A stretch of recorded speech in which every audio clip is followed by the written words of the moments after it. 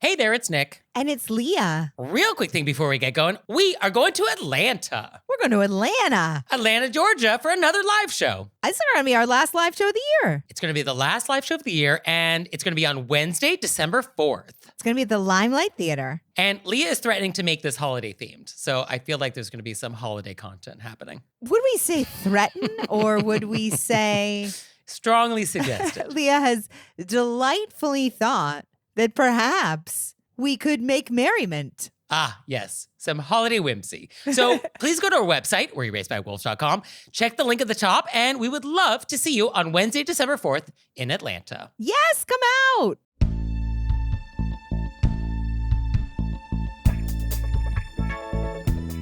Do you litter in the desert?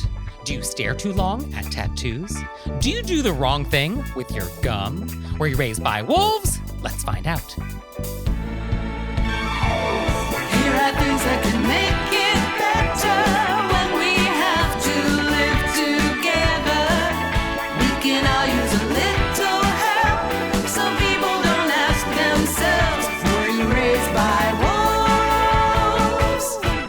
Hey everybody, it's Nick Layton. And it's Leah Bonema. And let's just get right on to it with our AMUSE-BOUCHE. Let's get in it.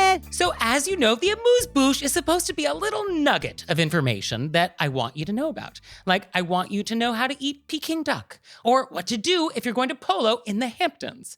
And so for today's AMUSE-BOUCHE, actually, Leah, can you guess? You will never guess. Can I In a guess million years, you were of never all gonna the guess. things? Let me guess. Uh-huh. Does it have to do with the Alps? Does it have to do with the Alps and a hot beverage? No. So for today's AMUSE-BOUCHE, I want to talk about the FBI's tips for hostage negotiation. Oh, that was my second guess. So stay with me. Very relevant. So I came across this article from like 30 years ago that was written by Gary Nessner, and he was then the chief negotiator with the FBI's Critical Incident Response Group. And so like he was their chief hostage negotiator. And in this article, he talks about how to diffuse high pressure situations.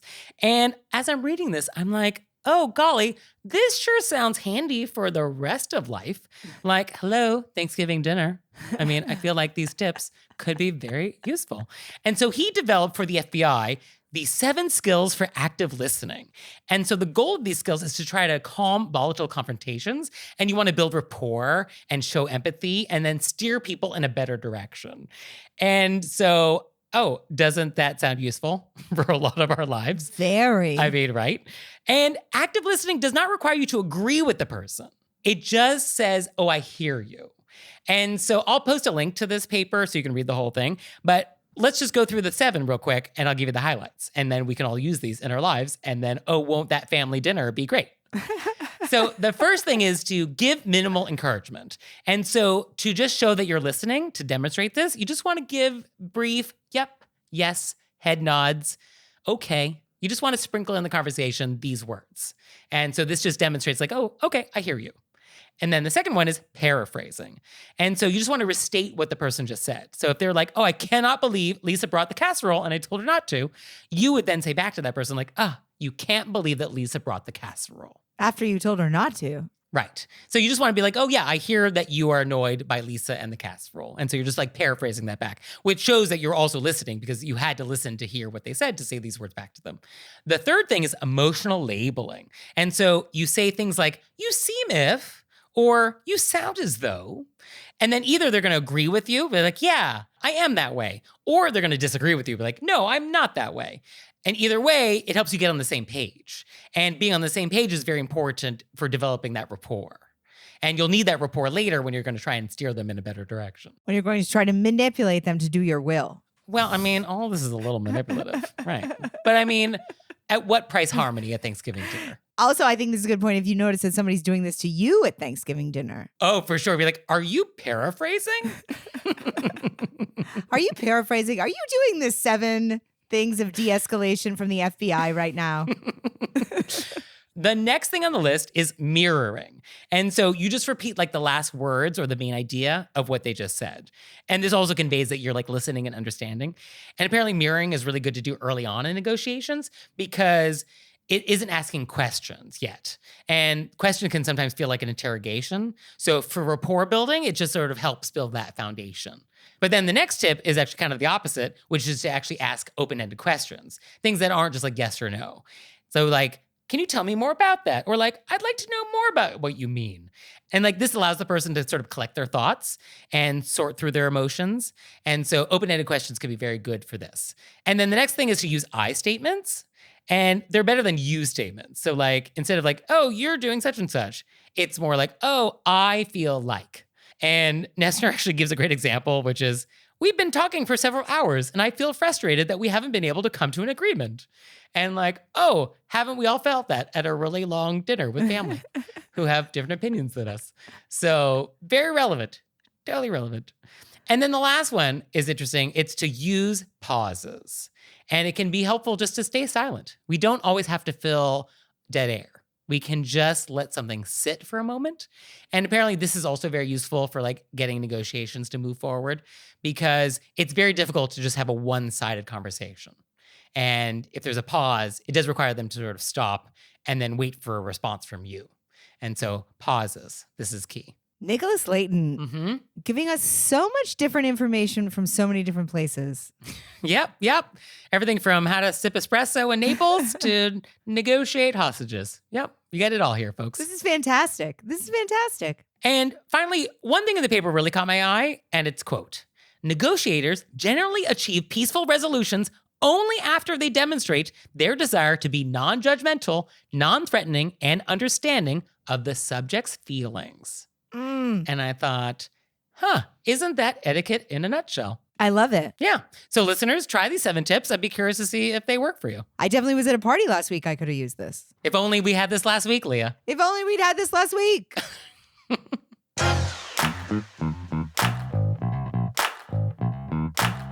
And we're back. And now it's time to go deep. Deep and into the desert. So for today's question of etiquette, I want to talk about Burning Man. How odd. How odd. Indeed. How specific. Very specific. So, Leah, you were at Burning Man earlier this year. Yes, I was at Burning Man. My first Burning Man. I actually went with a group to do comedy. And there's a lot of etiquette at Burning Man. So, for our listeners who may not know what Burning Man is, explain it. So, geographically, you go to Reno, Nevada. and you drive about 3 hours into the desert. So this is in the middle of nowhere. And then you turn off the road and drive into the desert, a place they call Black Rock City. Which is not a real city. It is created specifically for this event. I went in for Build Week, which means I went in before it was going. We built our camp. So every year, Burning Man is an annual event where they basically create a city of how many people? About 70,000 people. 70,000 people in the desert. In the desert. And it's very cool if you go in first because you see it from nothing to 70,000 people. And there's literally nothing there. It is flat desert land. And it's set up like a clock. Like we were at 7:30 and G. So it's the times on a clock and then through the alphabet. Because geographically, it is a big circle. Yes. Around the man, which is a large wooden. I realize as we're trying to explain what Burning Man is, how difficult it is to convey just what this thing is. And so the man is there and then it gets burned. He gets burned at the end of the week. So there's an effigy of a man in the center of the clock. Well, it's sort of the top. I see. Okay. And then behind the man is a temple. Okay. And then behind them are these incredible art installations that you bike out to in the middle of the night, wrapped in lights, looking at. So 70,000 people descend. They have to bring everything with them because there's nothing there. Yes. It's not like there's electricity or plumbing or roads or anything. And how long does this go on for? It's a week-long event. All right. So it's pretty quick. It's not that quick when you don't have running water or toilets. It's a week is a long time. Fair enough. And like the idea is that every camp has a gift. Right. Okay, so let's actually get into the etiquette of Burning Man. And so that's apparently one of the big things, that this is a gifting culture. It is not a barter culture. And there's definitely no money involved. Once you pass through the gates, there is no money. Right. Okay, how interesting. But then there's also no bartering. No, it's just a gift. So every camp has a gift. Our gift was comedy. You come to our shows. We also had seminars. That was our gift. So it's free to anybody. And then when you pass through the gates, let me say this up top, you get a book Look how thick this book is, Nick. Oh, very thick. With all of the free activities. So all the things that the camps give and what time. So like one next door to us was finding your soulmate for you. People go in, fill out a form, they find your soulmate. Amazing. A little bit down the road from us were people that they would give you face masks and spritz you with water and you drink lemonade. Okay. Spa tent. Some people had poutine was a very big one. It was poutine at midnight. There was iced coffee. There was a shower tent. There was all these different kinds of, then I'm sure there was like actual workshops. It's my first time. I had barely gleamed the surface. Interesting. But in this booklet, when you go through, there's the 10 principles of Burning Man, which they have, I feel like that is separate from what I'm going to give you from the etiquette tips, but there are principles. But I think one of the etiquette rules is you gotta follow the local etiquette, which requires you to follow these principles. But Nick told me I should only give you 3. Otherwise, I would just read the 10 principles. But he said I was limited Well, we to only 3. have so much. Give me the highlights. What I'm saying is the etiquette tips I'm giving you are more like hands-on, whereas the 10 principles of Burning Man, I think, are also etiquette, but Nick put me on a timeline. Wow, it's my fault. Okay. So I want Well, you guys to know that there are 10 principles that will not be discussed. Okay. So one of the first etiquette rules I'm going to give you, Okay. and I think this involves for anybody sharing a bathroom in the desert, is you put the toilet lid down. Okay, so like I'm in a porta potty. You're in a porta potty. I mean, do porta potties have lids? Because otherwise, the next person who comes in has to wipe 3 inches of sand off the toilet seat. Because it's so windy, the sand is so windy that shutting the door to the porta potty does nothing. Wow. Okay, so there's that much dust. Yes. Okay. And so we just want to protect the seat part. Yes. So the next person doesn't have to remove the desert. I mean, that's an etiquette tip for sure. And I feel like that's not going to be one that's in the booklet. So that's why I'm sharing Okay, that. then that's the perfect example for this. Perfect. The next one is 5 miles an hour. That's the fastest you can go Okay. because it's set up like blocks. There are people walking. There are people biking. There are families there with small kids. Sometimes people drive through, like if you have to move out or if there's a medical thing, but everybody has to follow nothing faster than 5 miles an hour, which on a bicycle is like That's slow. right past where you're falling over. It's like almost falling over. And at nighttime, you have to wrap yourself in lights because otherwise people can't see you. Right. Yeah, no, that's important. And then my third choice for the 3 things I was allowed to share, according to Nick. Wow. Somebody's a little bit out of shape about my restriction. I'm not been out of shape about it at all. I just don't want to take the blowback from people writing in to be like, you missed one of the most important tenets. I see. Okay, if you're mad at that Leah's Burning Man etiquette tips were incomplete, you can send it my way. Yes, that's what I just... It's what you want. I'm not mad about it. I just don't want to take... Okay. It's on Nick. The third one is actually in the book, but it's called MOOP. MOOP. MOOP. Yes. And it stands for matter out of place. Okay, so what is MOOP? So MOOP is anything that was on anybody, in anybody's bags, on a tent, that lands on the ground. Okay. Got to get picked up. You yell, MOOP, because it's flying. If something flies off you or you see something on the ground, MOOP. Oh, okay, because I guess it's fairly windy in the desert, so this stuff just like blows everywhere. And it's a leave no trace. You leave, they do checks when you leave, like they walk your campground. You're supposed to walk your campground together in like a line, and you go through and you make sure there's nothing on the ground. And then you try to kind of kick up the first layer and make sure there's nothing that's been pushed down into the ground. Wow. Okay, so like glitter. I guess glitter can't be allowed at Burning Man. Well, our camp, they were like, since we were new, they said new people, they said, don't get stuff with glitter on it. Right. Unless you Okay, want to that go makes sense. pick it all up. Yeah, I mean, which seems almost impossible in the desert. But like, we were building tents in a sandstorm and we were pulling the tent poles out of this packaging and like a piece of paper flew out of the packaging. Oh. And then we all just chased it, We yell MOOP and then we run after it. Moop! And then you run. Or like so you're eating something and it falls on the ground. Everything gets picked up. Okay, so MOOP. Is MOOP a Burning Man term? I've never seen it anywhere else in my life. Oh, I like that. So I guess feathers must be a problem at Burning Man.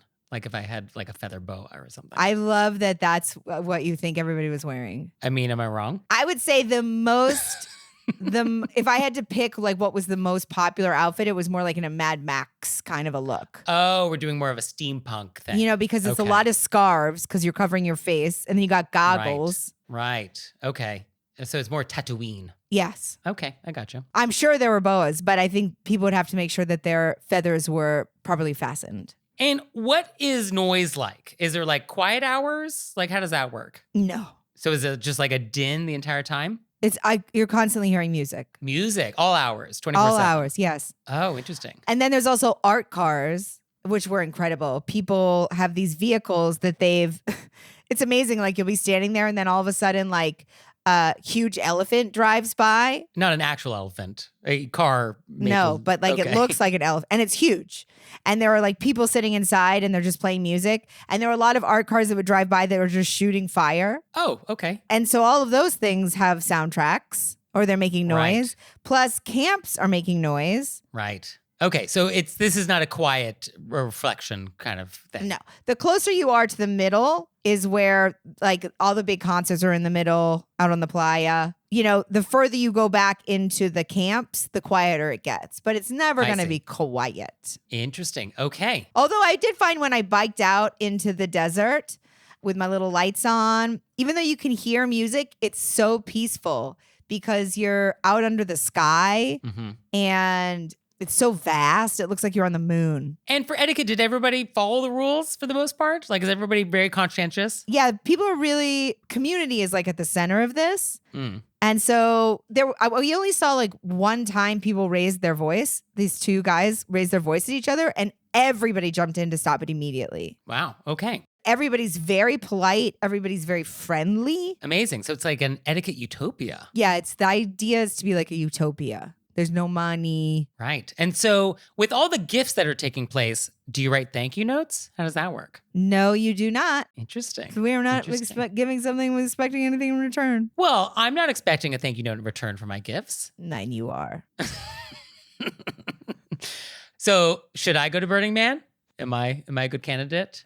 I was there and I thought if you had your own like little Airstream Yeah. where you could, I think, go back Yeah. and reset, and make sure because you didn't have to share it with other people where everybody else is bringing their sand in, That sounds right. I think that you would love the art. Yeah, the art part definitely seems like up my alley. It's just the rest of it that is not my alley. You might really like it. What if you became a burner? What if, Leah? What You if? plan your How meals my out life for the would have week. You taken a bring your turn. meals. The art installations are mind-boggling. You're like, hey, how did this get there? People must have worked on them all year. Yeah. They're huge. Yeah, no, I've seen photos. I mean, they definitely, some of the photos do look remarkable. And I imagine in person it is very cool. Like there was this one where it was like a tree of women and they were all carved into the tree. I mean, it's just the work done. Unbelievable. I mean, like how many tractor trailers does it require to bring some of this stuff in? Exactly. I mean, you're loading in a town of 70,000 people with the infrastructure I mean, that is wild. and these huge arts in a week, and then they got to leave again. And from an etiquette perspective, it is actually a really good example of why etiquette matters. Because to have 70,000 people show up out of nowhere and create a society and have that society actually work at a fairly high level. It seems very high functioning. It's very high functioning. Everybody is getting along. Everything is working. You need etiquette. Etiquette is really required to make this function. And so I think it's a great example of like why etiquette does matter, that it is not some abstract thing that's not relevant to our lives. It's like, oh no, the Burning Man etiquette is required to keep all these people safe and happy. And from what I understand, your etiquette is how you get a better placement next year. Did your neighbors get along with you? Did you leave any moop? That's how people get placed the following year. Oh, so you're being rated by other people about your etiquette behavior. About your behavior. Oh, isn't that? I mean, finally, etiquette consequences in real time. I mean, this is what I've been dreaming of. Oh, it's great to see society actually put this in practice. Yeah, because it really does depend on everybody being good to each other. Oh, okay. So you got a survey and you got to rate like the next tent. I did get a survey. I didn't click on it yet. I don't know what's Oh, in click on it. Oh, yeah. Share your thoughts. But one of the fun things is you bring a cup. Mm, I wore a Camelback, so I just had that water on me all the time. okay. But I had a cup attached to it, and then you would just bike up to places and they'd be like, iced coffee, tea, and then you would just give them the cup and they just fill it. I mean, that's kind of fun. It's fun. Yeah. It's kind of like being on a cruise ship with all you can eat buffet. Except In the it's middle of Burning the Man. desert. Wild. Okay. So would you go back? I would go back. Okay. I would pack differently. First time. It's really hard to describe. And when you get there, people tried to describe it to me. You get there, it's way different. You just can't visualize it until you've seen something like it. Yeah, some things are like that. Well, thank you, Leah, for sharing your wisdom and your etiquette tips, even if I didn't let you go through all of them. Well, it's just such a learning curve. I'm still learning. I'm sure I missed, I'm sure I didn't quite understand everything. But I mean, I got that. Definitely put the toilet seat down. Okay. Yeah, if you take one thing away from this conversation, put the lid down. Put the lid down because the desert will infiltrate Everything. everything.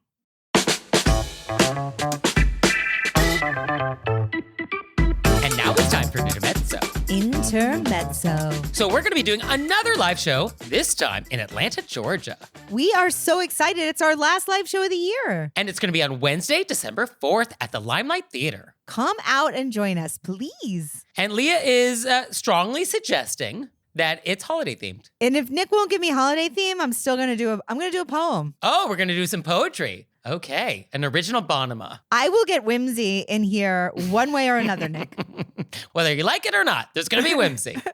So please join us on Wednesday, December 4th in Atlanta, Georgia. We'd love to see you. Go to our website, wereraisedbywolves.com, for all the details and tickets. See you there. And now it's time for Intermezzo. Intermezzo. So this episode is brought to you by Acorns. And that's acorns with an S because it's plural acorns, many seedlings, many new beginnings, many possibilities for growth. And Acorns makes it easy to start automatically saving and investing for you, your kids, and your retirement. And you don't need a lot of money or expertise to invest with Acorns. In fact, you can get started with just your spare change, which I love that. Acorns recommends an expert-built portfolio that fits you and your money goals, then automatically invests your money for you. And now Acorns is putting their money into your future. Open an Acorns Later IRA and get up to a 3% match on new contributions. So head to acorns.com/WYRBW or download the Acorns app to start saving and investing for your future today. Nick, you got to read the fine print. Okay. Paid non-client endorsement. Compensation provides incentive to positively promote Acorns. Investing involves risk. Acorns Advisors LLC, an SEC-registered investment advisor. View important disclosures at acorns.com/WYRBW.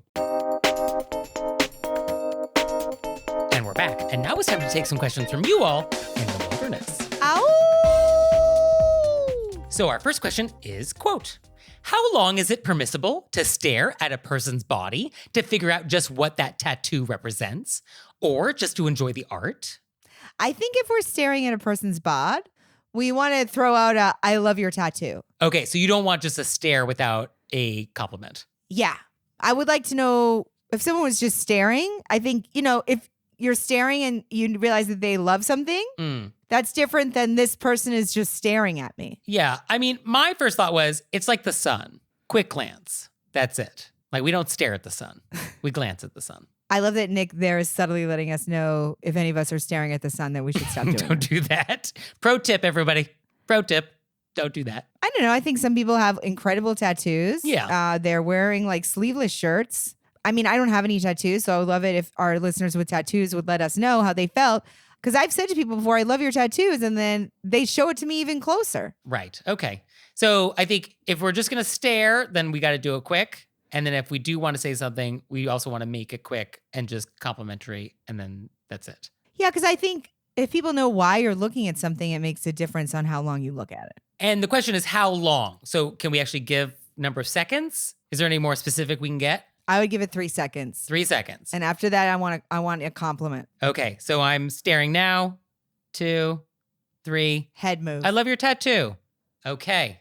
All right, yeah, no, that kind of feels, no more than 3 though. But that's not if I'm face to face with someone. Okay, what is that? That's if like they're sitting next to me. If I'm face to face with you and then I just break eye contact and stare at a part of your body. 3 seconds is a very long time. 3 seconds is way too long. That needs to be a quick glance and then I love your tattoo. And then if they invite you to look closer, then you look closer. Okay. But say you're at like a gathering and it's like a long picnic table and you're just like looking at the person beside of you. But if you are making direct eye contact with and then break it, it's got to be a lot shorter than that. Okay, yeah, no, that's fair. Yeah. And I guess the question is also like to figure out what the tattoo represents. I guess we have to live with the mystery. I guess we don't necessarily ask unless we feel like that's totally cool. Well, I feel like the person who wrote this question is saying that that's why they're staring. They want to figure it out. Right. Is this an Edgar Allan Poe reference? I don't know. I have to look at all of it, you know? Okay. Right. And I guess we would say, I love your tattoo. And you would hope that that would then open the conversation, that you would then learn more about it. No, I think if you want to stare at it long enough that you need to like read the entire scroll down their arm, you should say a compliment first. All right. So we want to get that compliment in pretty quick. And then you could tell pretty much by somebody's body language if they want to be looked at or not. Yes. I think based on how that compliment goes, then you make your next move. Yeah. Yeah. This reminds me of Tim. Do I know Tim? Oh, do you want an art story? Please. Okay. So Tim Steiner, he's a guy. And basically he had his back tattooed by a famous artist. And then that tattoo was sold to a German art collector. And when Tim dies, the tattoo will be framed and I guess hung on the wall of the German art collector's house. But while Tim is alive, his contract says he has to sit in galleries and display the art. And so I've seen Tim in person. He was like sitting in the galleries of this museum in Hobart, the Museum of Old and New Art. Great museum. And he just sits in the gallery all day. And I think he was there for like a year, 6 hours a day. And he just sits on a plinth quietly. And you can look at his back. But it's like dude in art gallery with tattoo. Yeah. Tim. I have a myriad of feelings about that. Interesting. Right? And Tim says like, it's not performance art. He is not the artwork. It's just the tattoo on his back. But I mean, come on. It's a little performance arty. I'm just the canvas. Is that what he's saying? Yeah, that's kind of the idea. Yeah.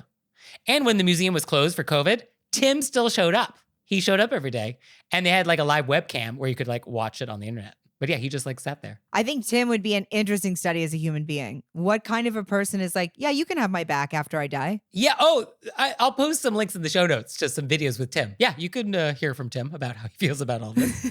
But I mean, the stamina to like just sit quietly in a museum. Oh, exactly. You have to be a person who's able to just show up and sit. 6 hours a day? Wild. Yes. Wild. But yes, he is inviting you to look at his tattoo. For sure. Yeah, some people want to share. They've got this beautiful art. They spent a long time sitting there with it, getting it. They spent a lot of money on it. And then some people don't so much. And I think you can figure that out within the first couple of seconds. Okay. So see if they're a Tim or if they're not a Tim. I guess that's the question. Are they a Tim or not a Tim? That's the way to do it. Okay. So our next question is, quote, I have a Christmas card conundrum. Each year, I order Christmas cards online, personalized with a photo of my son, husband, and myself during some adventure we've had that year.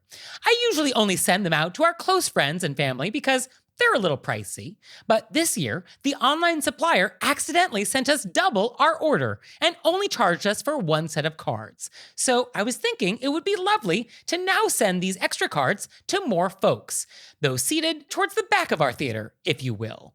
But what about next year when we go back to our normal number of cards? Would it actually be rude to send someone a Christmas card just this one time? I'd hate to throw the extra cards away, but now I'm considering it. Hope you'll have some good ideas because I don't want to end up on Santa's etiquette naughty list.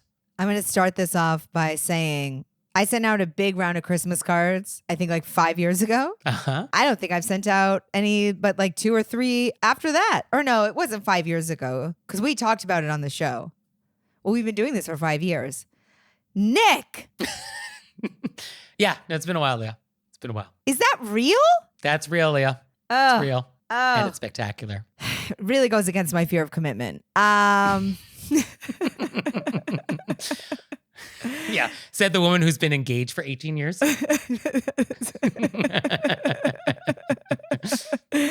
For example. What?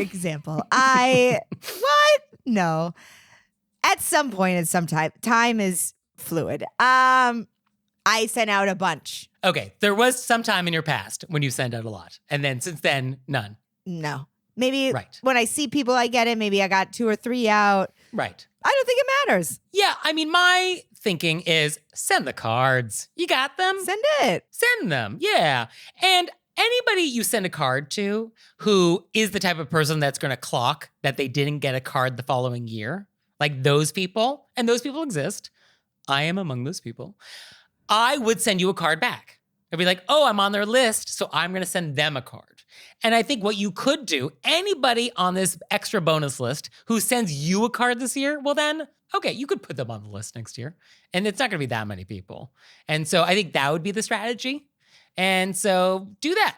That's a solid strategy. Yeah. Those on the list who send you a card back get added to the list. Right. Yes. It'll be delightful. And also, that's a little extra time you get to spend with your candle burning and your Christmas carols playing and the smell of cookies that are surely baking in the oven. Oh, surely they're baking in the oven. Yes.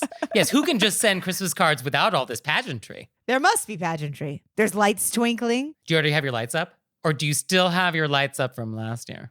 Leah is currently looking around her house right now to see if they're still up. I have lights in an area that I never take down. I do change the color out depending on the season. Oh, interesting. Okay. Because I like to have twinkling lights. Okay. So we have the holiday twinkling lights. We have the carnival twinkling lights. I have Halloween twinkling lights. I have summer twinkling lights. I have Bastille Day. I do not have that yet, but if you want to suggest. I suggest. I do want to say I've been doing The Artist's Way, the book, which I'm pushing on Nick. And, you have to fill out all these things that are like, what did you want to do when you were younger? And like, what are fun things for you to do? And one of the things I came up with, which has been in my noggin previously, was like, I would love to run an inn that's decorated for Christmas. Yeah, I wish you guys at home could just see how Nick's face just fell. He literally went, that was decorated for Christmas all year long. Does this not exist? All year long. Does this not exist? But it would be my inn. Oh, I see. And there would be like a few farm animals in the back that I rescued from a sanctuary, like maybe one moose. Did I just say that? Maybe one cow, just a few. Casual. And then Dustin said to me, but what about the people that come to the inn? What if they're mean people? And I said, you know what? It will only be available to Were You Raised by Wolves listeners. Okay.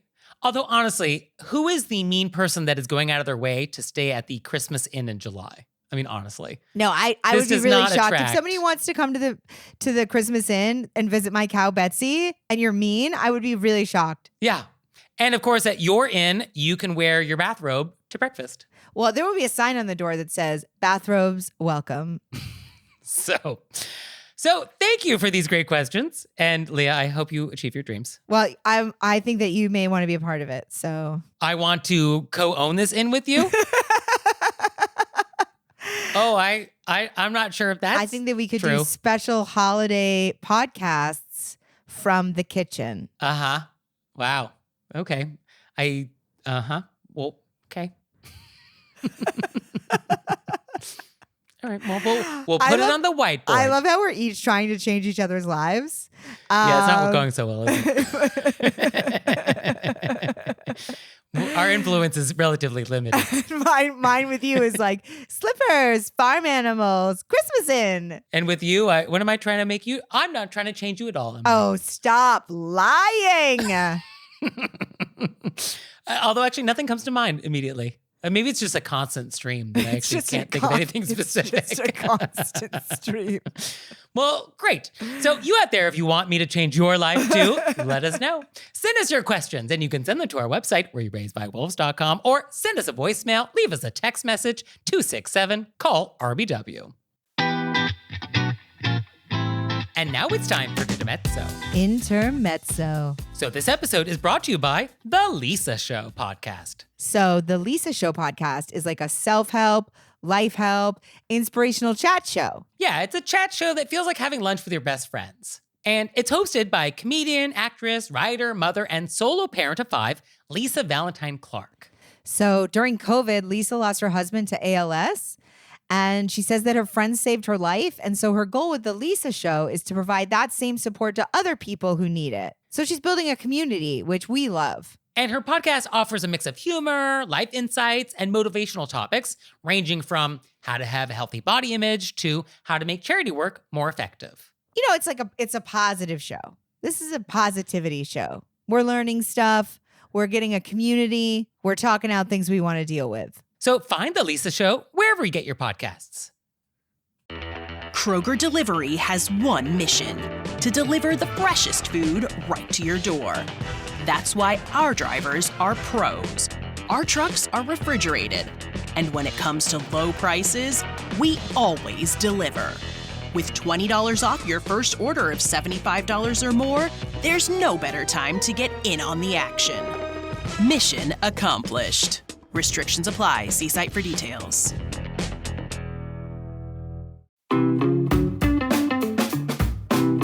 And we're back. And now it's time to play a game we like to call Vent or Repent, Vent or repent. which is our opportunity to vent about some bad etiquette experience we've had recently, or we can repent for some etiquette faux pas we've committed. So, Leah, would you like to vent or repent? I'm in this really weird place in my life Okay. where I'll get worked up in the moment about something, but then it just doesn't bother me so much anymore. Oh, that's growth. I'll just be like, is that really something that I want to take home in my brain? No. But, I mean, that doesn't help us in our show, though. It's also not good for my comedy either, let me tell you that. Right?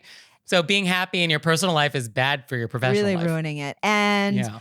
also, I'm getting so good at apologizing immediately when I Why are you developing this skill? Again, we did need you to do bad things. well, I did do a bad thing. I've already apologized for it, but I felt like I would just share my repent Okay. because I feel like this one would particularly mortify Nicholas Layton. So Oh, okay, bring it. this would be a federal crime, an egregious in tone. Oh. I was meeting a friend hmm who is always late. All right. And we're still friends with this person. Yeah, it's one of their qualities. All right. They're always late. They know it. I know it. Great friend. All right.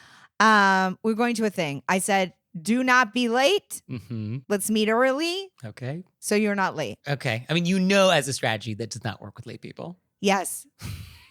Okay. I was late. You were late. Yes. Oh.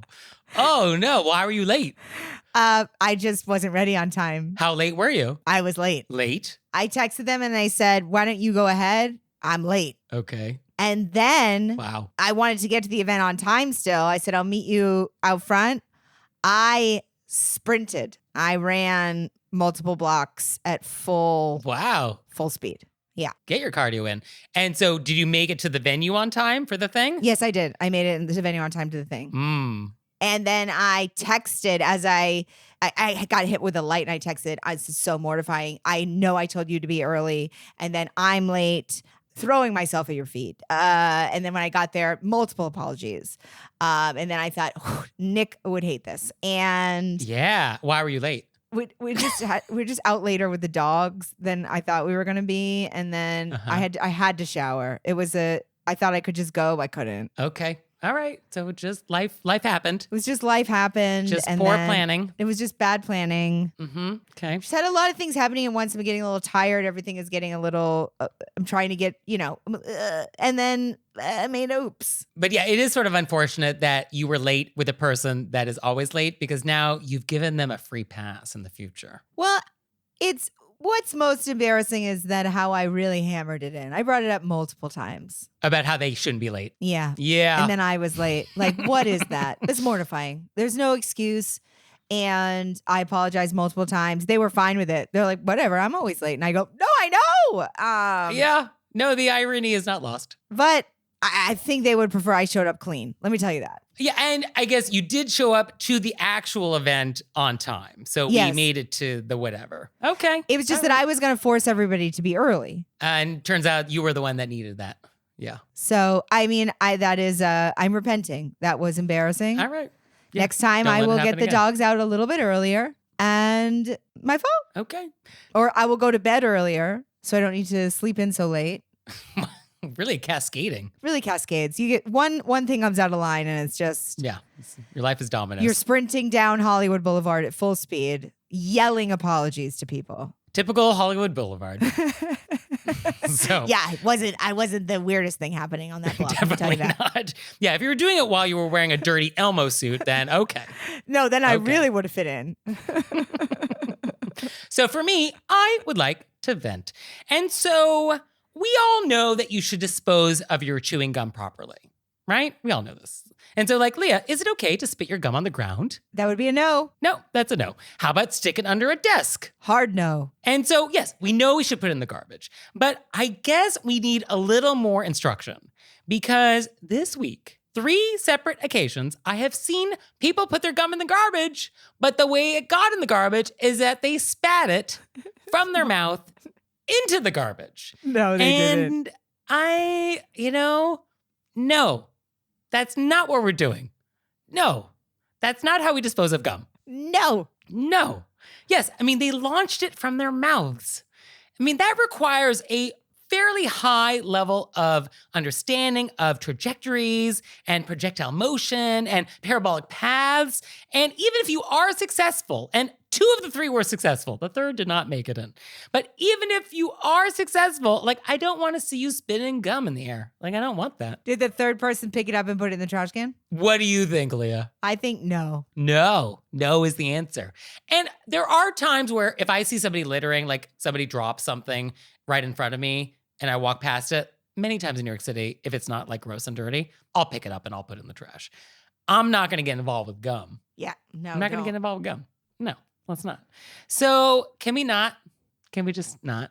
Can we disagree? No. I thought we'd already agreed that we weren't doing that. I mean, I thought so too, but apparently there are things that need to be said out there. And so I'm on the record. I'm saying. I'm already pretty loosey-goosey, and I thought we'd agreed that we weren't doing that. Yeah. So I guess I'm just reminding everyone. Maybe it's a reminder. I don't even put gum directly into trash. I always put it into a piece of paper or tissue because otherwise it's going to stick on the side. Unless there's a bag, the person's never going to be able to get it out. Yeah, so I think if you want to be a gum chewer, if that's your thing, if you want to basically be chewing flavored plastic, because that's what that is, then I think we have to be responsible.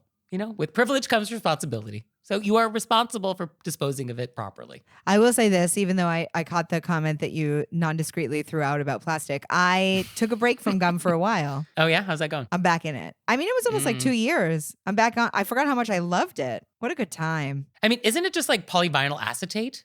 I mean, isn't a lot of gum just like basically Elmer's glue? I don't know, Nick. But how fun. If that's what Elmer's glue tastes like, I'll chew that too. Okay. But when you dispose of it, just do it properly. Let's not be spitting our gum in the air. My guess is that people don't want to touch it with their fingers because it's sticky.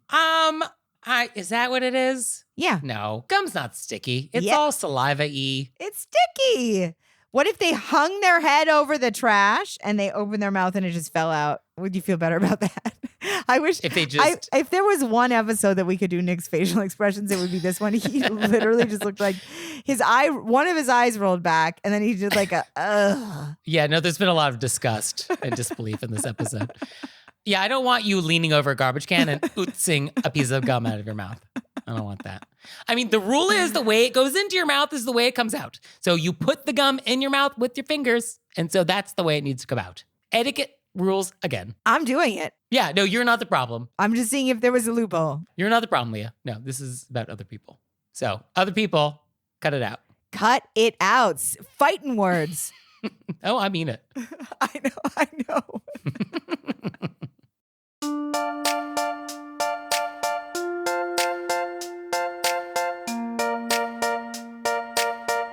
So, Leah, what have we learned? I learned the 7 rules of FBI hostage negotiation. I will say I would have guessed about 4 of those, just, having gone through life, but I loved it.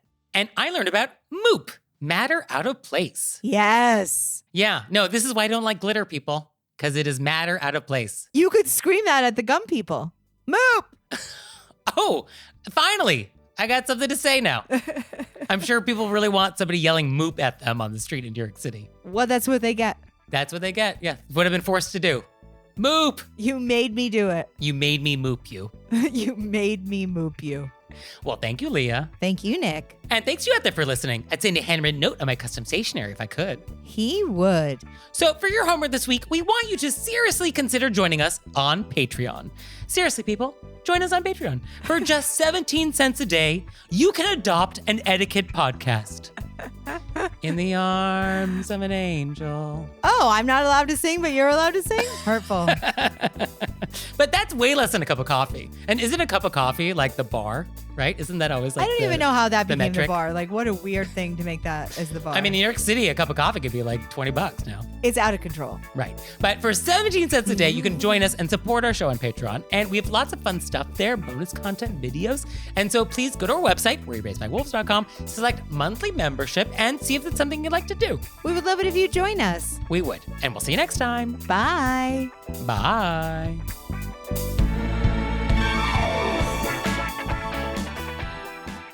All right, Leah, it's time for Cordials of Kindness, the part of the show that you make us do, but I only give you 30 seconds to do it. Ready, set, go. So speaking of Burning Man, I would like to send a cordials of kindness out to Dustin because, you know, it's my first time going to Burning Man and I didn't know what stuff to bring and I had extra stuff. And so he drove me to Reno, Wow. drove back, and then drove back and got me at the end. Oh, that's a lot of trips to Reno. Yeah, with the dog. So I could spend every second that I had Oh, before leaving it with the dog. So I really appreciate that. he's a keeper. He's a keeper. And for me, I want to say thank you to William Hanson. So William is the UK's like #1 etiquette authority. If you have a question about etiquette in the UK, like he is your phone call. And he just wrote a new book called Just Good Manners. And he actually gave us a shout out in his new book. So on page 262, turn to it, he actually quotes us and we are part of his book. And it's actually very nice to be included in this new book. So thank you, William, for including us. Made us feel very special. That's so lovely. Very lovely. So thank you. Thank you. Oh, Leah, one more thing. What? Have you signed up for Patreon yet? I have. Me too. You out there, have you signed up for Patreon yet? No? Well, go to our website, wereraisedbywolves.com, click on monthly membership, check it out, because we would really appreciate it if you'd support our show. We love your support. We would. So please do that, and we'll see you next time. Bye. Bye.